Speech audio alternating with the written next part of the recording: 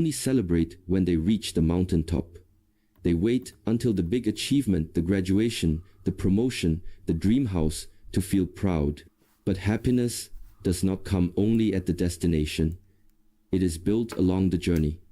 When you learn to honor the small wins, the little progress, the everyday victories, you create a constant flow of joy. Because the truth is, no great achievement was ever built in one giant leap. It was always the result of small steps taken consistently. I still remember the time I decided to build a habit of daily exercise. At the beginning, it felt overwhelming. I looked at others who had already achieved strong bodies and disciplined routines, and I felt discouraged. But instead of giving up, I made a promise to myself. I would celebrate even the smallest effort. If I managed 10 push-ups, I would smile and count it as a victory. If I resisted the urge to skip one day, I would clap for myself. The first week was shaky, but every small win I acknowledged gave me strength to continue. Months later, not only had my body grown stronger, but my mind had shifted too. I learned that celebrating progress, no matter how small, creates momentum. That lesson extended beyond fitness. It applied to my work, my relationships, and my personal growth. The danger of ignoring small wins is that you live in constant dissatisfaction. You may have written one page of your book, but instead of celebrating, you scold yourself for not finishing the whole thing. You may have saved a little money, but you dismiss it because it's not enough for your dream.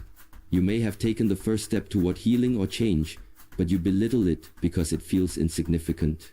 This is why so many people lose motivation. They don't give themselves credit for the steps they are already taking. Celebrating small wins is not about pretending you have reached the finish line. It's about honoring the fact that you are moving forward. It's about recognizing that growth is a process, not an instant transformation. Every drop of water may seem small, but together they form an ocean. Every small win is a seed that grows into confidence, resilience, and joy. When you begin to notice and celebrate these little victories, life becomes lighter.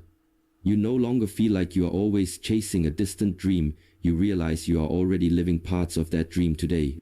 That first walk in the morning, that first conversation where you spoke with courage, that first attempt at something new, these are not trivial. They are proof that you are growing.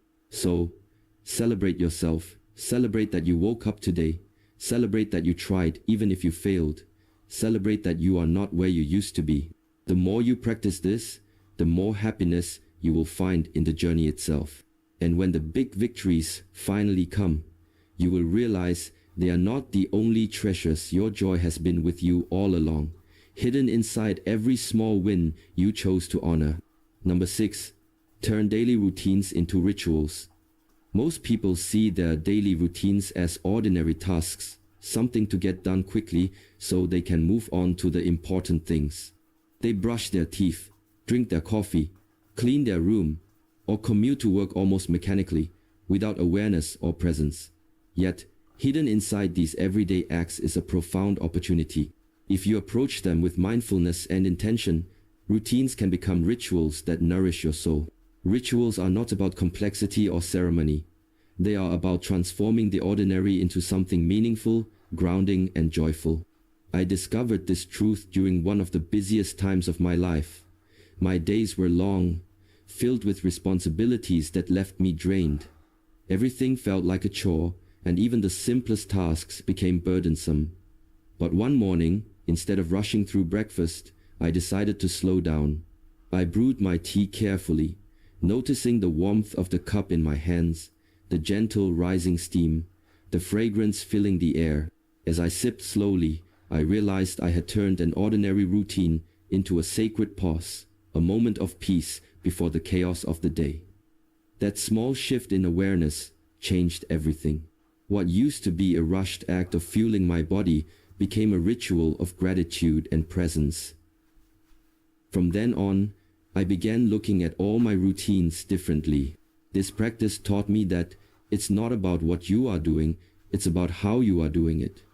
Cleaning your room can feel like a boring obligation, or it can be a ritual of creating order and harmony in your space.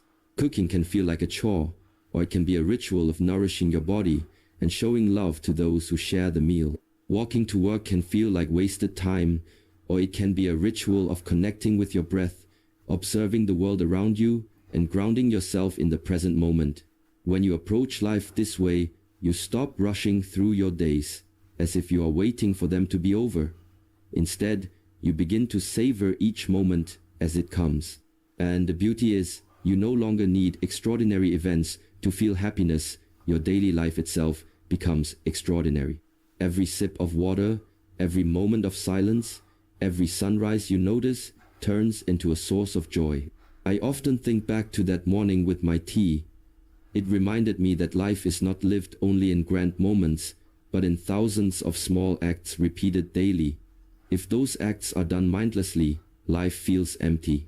But if those acts are done with love and awareness, life feels sacred. So, ask yourself, which of your routines can you transform into rituals?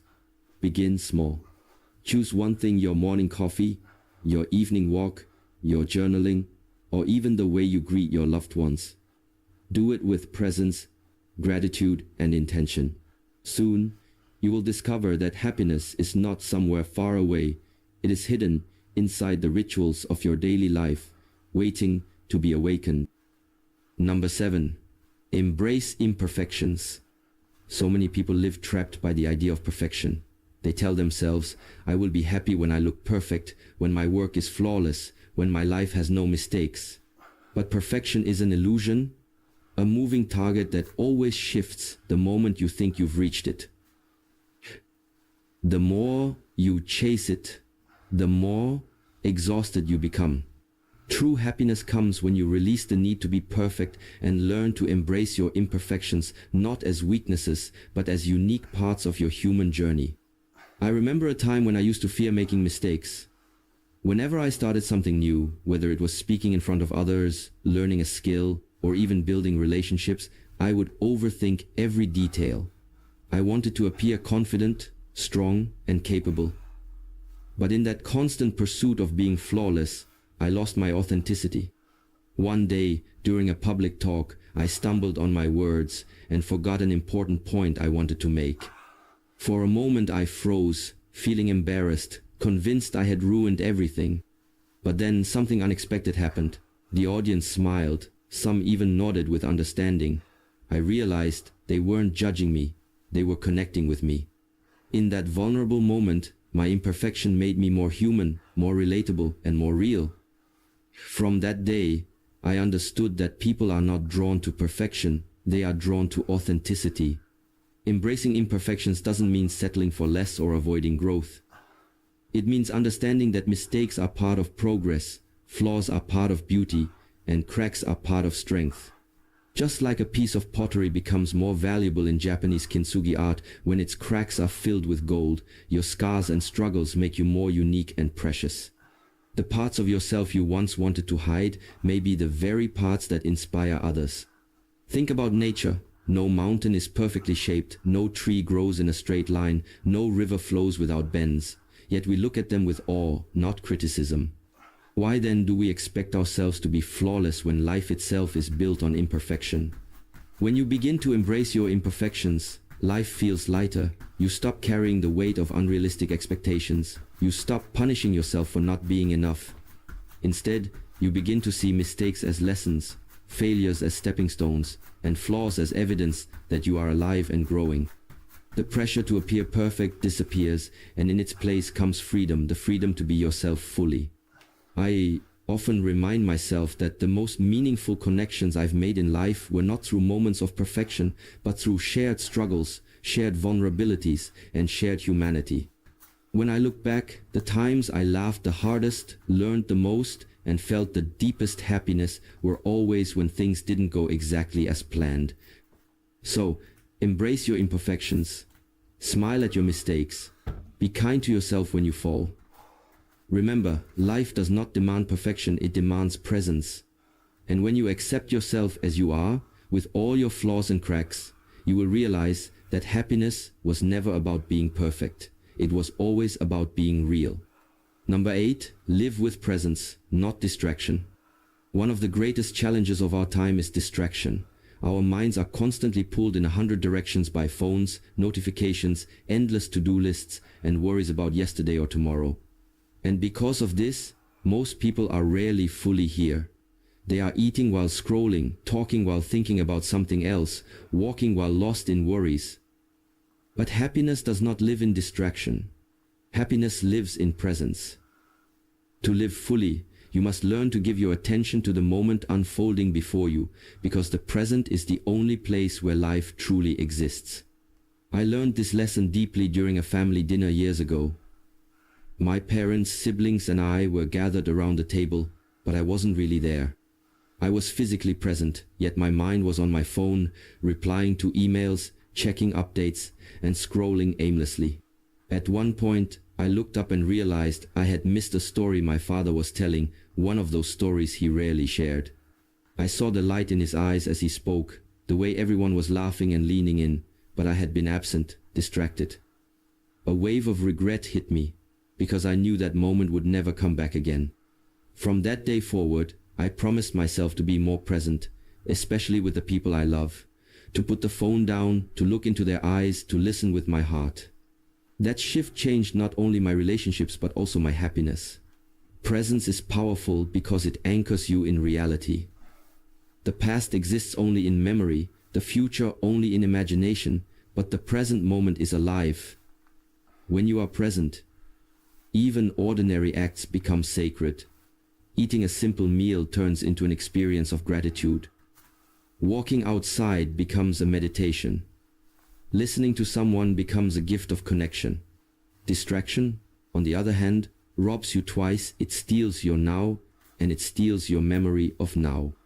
How many moments have you lived half-heartedly, only to look back and barely remember them because your mind was elsewhere? Presence prevents this loss. It allows you to absorb the richness of life as it happens. Living with presence doesn't mean abandoning responsibilities or ignoring the future. It means giving your full attention to what is in front of you at this moment. If you are working, work with focus. If you are resting, rest completely. If you are with someone, be fully with them. Life becomes joyful not because it is free of problems, but because you are awake enough to notice the beauty that still exists despite the problems. Now, whenever I sit with my family or friends, I remind myself, this moment is alive only once. I put my phone aside, breathe deeply, and choose to be here. And in doing so, I have discovered that presence is not just a practice, it is a gift, both to yourself and to others. So live with presence, not distraction. Slow down, pay attention, allow yourself to truly see, hear, and feel the moment you are in. Because happiness is never hidden in yesterday or tomorrow, it is always waiting for you here, in the present. Number 9, choose laughter over complaints. Every day we are given a choice, to complain about what is missing or to find lightness in what is present. Complaining comes easily. It requires no effort to focus on what is wrong, unfair, or incomplete. But the more we complain, the heavier our spirit becomes, and the less joy we allow ourselves to feel. Laughter, on the other hand, is an act of strength. It is the decision to rise above circumstances, to release heaviness, and to invite joy even in imperfect situations. Choosing laughter over complaints doesn't mean ignoring problems, it means refusing to let problems control your spirit. I learned this lesson during a time when everything seemed to go wrong.